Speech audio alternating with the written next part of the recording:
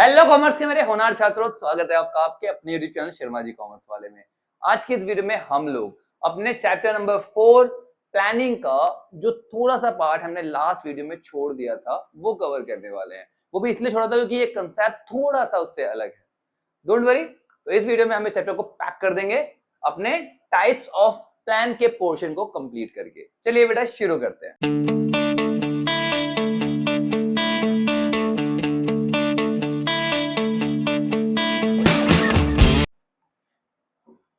सबसे पहले तो ये प्लान कितने तरह के होते हैं? बड़े दो तरह के होते हैं। एक होता है सिंगल यूज प्लान और दूसरा होता है स्टैंडिंग प्लान। ठीक है, एक एक करके समझ लो। सिंगल यूज नाम से ही क्लियर है, ठीक है ना। ये वो प्लान होते हैं जो बिजनेस में डेवलप किए जाते हैं किसी भी वन टाइम प्रोजेक्ट के लिए या किसी भी वन टाइम इवेंट के लिए, जो एक ही बार परफॉर्म होगा। That has one specific objective. इसका ऑब्जेक्टिव भी क्या होता है? एक ही होता है। सिंपल सी बात है, मान लो आप अपने स्कूल में एनुअल फंक्शन ऑर्गेनाइज कर रहे हो, तो वो वन टाइम प्लान है। आर्य बसन में जितने भी आप उसमें चीजें करोगे, स्ट्रेटेजीज बनाओगे, प्लानिंग करोगे, सब कुछ इसमें आएगा वो वन टाइम प्लान में, क्योंकि जैसे ही एनुअल फंक्शन खत्म हुआ, टास्क कंप्लीट, दैट्स इट। समझ आई बात?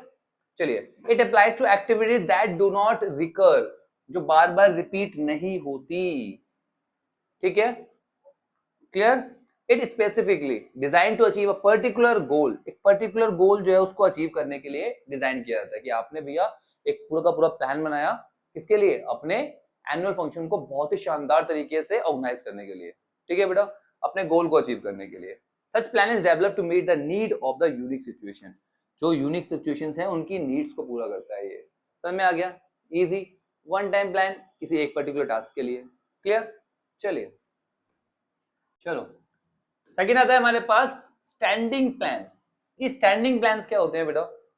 भैया जो plans over and over again use हो सकते हैं वो होते हैं स्टैंडिंग प्लान। ठीक है, standing plans are used over and over again because they are focus on organisation situation that occur repeatedly. Simple word में, जो प्लान लगातार चलते रहेंगे वो होंगे हमारे स्टैंडिंग प्लान, क्योंकि ये ऑर्गेनाइजेशन की सिचुएशन पे डिपेंड करती है। ठीक है, किसी एक पर्टिकुलर सिचुएशन के लिए नहीं बनाए गए, ऑर्गेनाइजेशन के लिए बनाए गए हैं। ठीक है, इसीलिए ये बार बार रिपीट होते रहते हैं। इजी। चलिए, they are usually made once and retain their value over a period of year. एक बार बनाते हैं और ये हमेशा चलते रहते हैं, इनकी वैल्यू बनी रहती है। ठीक है, इनमें थोड़ा बहुत हम रिवीजन और अपडेट करते रहते हैं आसपास के एनवायरमेंट के, ऑर्गेनाइजेशन की सिचुएशन के अकॉर्डिंगली। अरे बस समझ में, easy. That's why they are also called repeated use plan। repeated use इसको हम बार बार यूज कर रहे हैं। इजी। चलिए, अब आता है बेटा type of standing plans. Standing plans की बात करते हैं, सिंगल यूज प्लान को बाद में देखेंगे। ठीक है, तो पहला आता है इसमें ऑब्जेक्टिव। ऑब्जेक्टिव क्या होता है बेटा? ये वो एंड रिजल्ट होता है जिसके लिए आप सभी एक्टिविटीज परफॉर्म कर रहे हो। मतलब कि भैया आप क्यों पढ़ रहे हो, इतनी मेहनत क्यों कर रहे हो? क्योंकि आपको बोर्ड में अच्छे मार्क्स चाहिए, आपको सीयूटी क्लियर करके अच्छे कॉलेज में एडमिशन चाहिए, हाँ या नहीं? ये आपका गोल है। आई बात समझ में? वही गोल होता है हमारा ऑब्जेक्टिव, जो एंड रिजल्ट आप चाहते हो। जैसे बग्गा जो है वो प्लानिंग कर रहा था, क्यों कर रहा था भाई प्लानिंग? क्योंकि वो चाहता है उसकी सेल को डबल करना चाहता है ना। ऐसे ही एग्जांपल मैंने दे दिया कि भैया सेल इंक्रीज करनी है कितने? 10% से। तो ये हमारा क्या है? गोल।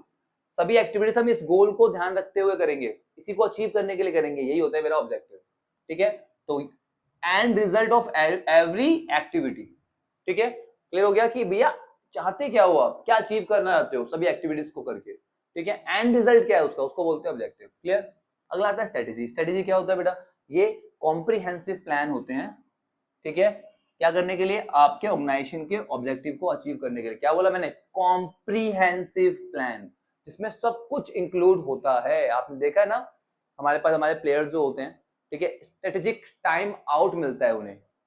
याद है आईपीएल में मिलता है ना स्ट्रेटेजिक टाइम आउट? मतलब क्या? स्ट्रेटेजी बनाने के लिए उनको टाइम मिलता है। स्ट्रेटेजी क्या बनानी है कि भैया आगे किस तरह से अप्रोच करना है, क्या करना है, किस प्लेयर को कैसे आउट करना है। अरे बस समझ में? तो स्ट्रेटेजी बना रहे, कॉम्प्रिहेंसिव प्लान बना रहा है जिससे वो क्या कर सके? जीत सके उस पर्टिकुलर मैच को। समझ में आई बात? तो स्ट्रेटेजी क्या है बेटा? ये एक ऐसा टर्म है जिसका इस्तेमाल केवल पहले मिलिट्री साइंस और गेम्स में किया था, बट अब जो है इसकी इंपॉर्टेंस बढ़ती जा रही है और हम बिजनेस ऑर्गेनाइजेशन में भी यूज करते हैं। क्यों? क्योंकि बिजनेस ऑर्गेनाइजेशन का जो कंपटीशन लेवल है वो बढ़ता जा रहा है और एनवायरनमेंट में जो चेंजेस होते जा रहे हैं उसकी तो बात ही मत करो। एनवायरनमेंट इतनी तेजी से चेंज हो रहा है। अरे बस समझ में, तो इस रीजन से इसकी इंपॉर्टेंस जो है वो ऑर्गेनाइजेशन में भी बढ़ गई है। एग्जांपल समझो, पेप्सी और कोक दोनों ही कॉम्पिटिटर है किसके बेटा, सॉफ्ट ड्रिंक के, है नहीं? सॉफ्ट ड्रिंक मार्केट में सबसे बड़े प्लेयर्स यही दोनों हैं, है नहीं है?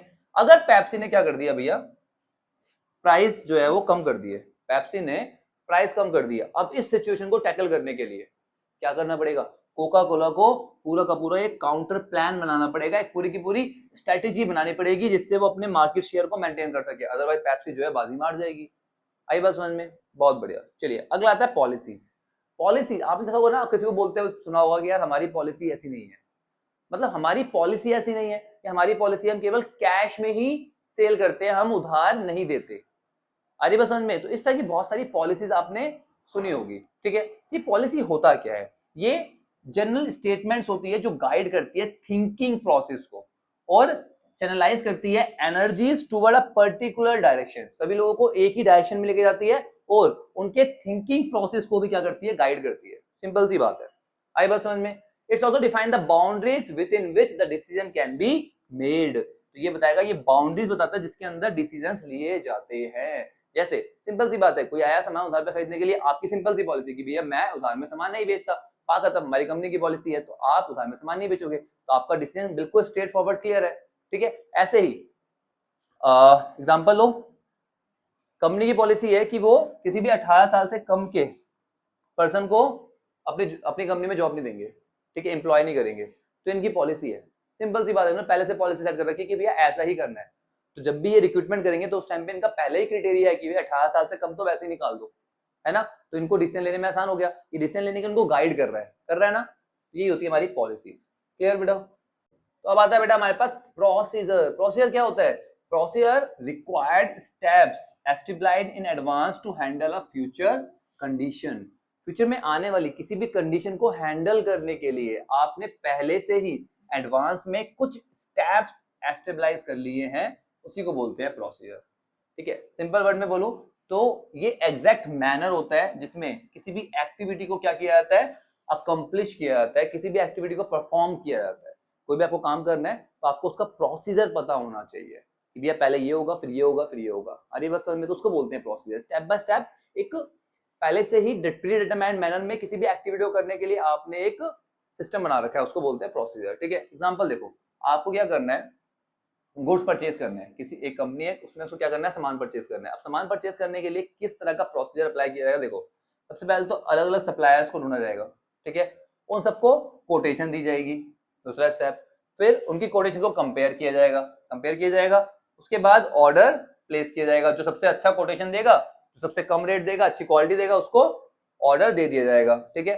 फिर रिसीव करेंगे, फिर उसका इंस्पेक्शन करेंगे, मतलब गुड्स आ गए, गुड्स आने के बाद उसको इंस्पेक्ट करेंगे, इंस्पेक्ट करने के बाद उसकी हम पेमेंट कर देंगे। तो ये पूरा का पूरा क्या है, हमारे पास एक प्रोसीजर है। इस तरीके से हम क्या करते हैं, सामान को परचेज करते हैं, ये पहले से डिटरमाइन कर रखा है हमने। आगे बात समझ में? बहुत बढ़िया। अगला आता है मेथड। तो method provide the prescribe way और manner in which task to be performed, ठीक है बेटा? मतलब किस तरीके से किसी भी काम को परफॉर्म करना है, वो आता है मेथड में, ठीक है बेटा? चलिए, method are formalised technique and standard way of doing repetitive and routine job. जो रूटीन जॉब होते हैं ना आपके, वो जॉब किस तरीके से परफॉर्म करने हैं हमने पहले से ही बता रखा है, ठीक है? उसको बोलते हैं क्या, methods. It describe the manner of doing the task, किस तरीके से आप किसी काम को करोगे वो बताया गया है।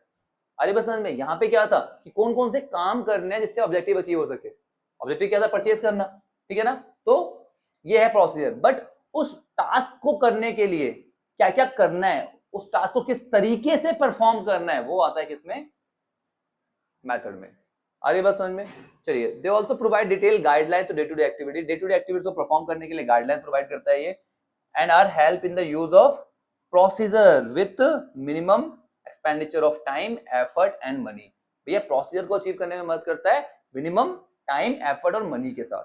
समझो, various method of trainings are adopted by organization to train its employee like apprenticeship training और वेस्टिब्यूल ट्रेनिंग। बहुत सारी तरह की ट्रेनिंग होती है बेटा, ठीक है, जिससे आप अपने एम्प्लॉय को ट्रेन कर सकते हो ना, तो वो क्या है, मेथड है।